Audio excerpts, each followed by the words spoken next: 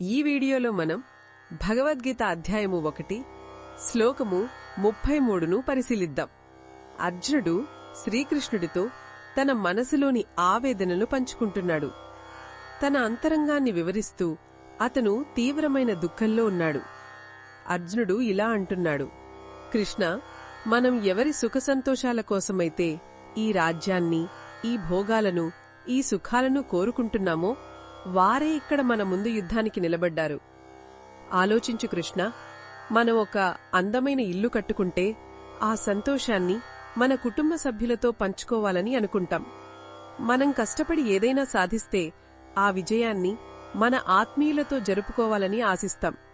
కాని నా పరిస్థితి చూడు, నా గురువులు, తాతలు, మేనమామలు, తండ్రులు, కొడుకులు, మనవళ్లు, బావమరుదులు, ఇంకా ఎందరో బంధువులు, వారంతా తమ ప్రాణాలను, సంపదను పణంగా పెట్టి నా సామ్య నిలబడ్డారు. వాళ్ళని చంపి నేను పొందే రాజ్యం నాకు ఆనందాన్నిస్తుందా? వాళ్లు లేని సుఖాలు నాకు అవసరమా? ఎవరికోసం ఈ యుద్ధం చెయ్యాలో, ఎవరికోసం ఈ రక్తాన్ని చిందించాలో నాకు అర్థం కావట్లేదు.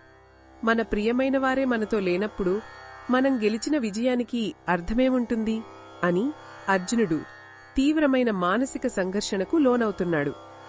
ఇది కేవలం అర్జునుడి ప్రశ్నే కాదు, మనందరి జీవితంలో ఎదురయ్యే ప్రశ్న. మన వాళ్ల సంతోషం కంటే మన కోరికలు, మన అహంకారం గొప్పవిగా మారినప్పుడు మనం కూడా ఇలాంటి గందరగోళంలో చిక్కుకుంటాం. అర్జునుడు తన బంధాల మీద ఉన్న ప్రేమతో ఈ మాటలంటున్నాడు. ఇది అతని సున్నితమైన హృదయాన్ని చూపిస్తుంది. ఈ శ్లోకం మనకు ఒక గొప్ప సత్యాన్ని గుర్తుచేస్తుంది. భౌతికమైన విజయాల కన్నా మానవ సంబంధాలు, ప్రేమ బంధాలు చాలా విలువైనవి. మన వాళ్లే లేని ఒంటరి విజయం నిజమైన ఆనందాన్నివ్వదు. మన చర్యలు మన ప్రియమైన వారిపై ఎలాంటి ప్రభావం చూపుతాయో ఆలోచించుకోవాలని ఈ శ్లోకం మనకు నేర్పుతుంది. ఇది ఈ శ్లోకంలోని భావాన్ని వివరించడమే లక్ష్యం. మరిన్ని భగవద్గీత శ్లోకాల అర్థాన్ని తెలుసుకోవాలంటే మా తదుపరి వీడియోలను తప్పకుండా చూడండి.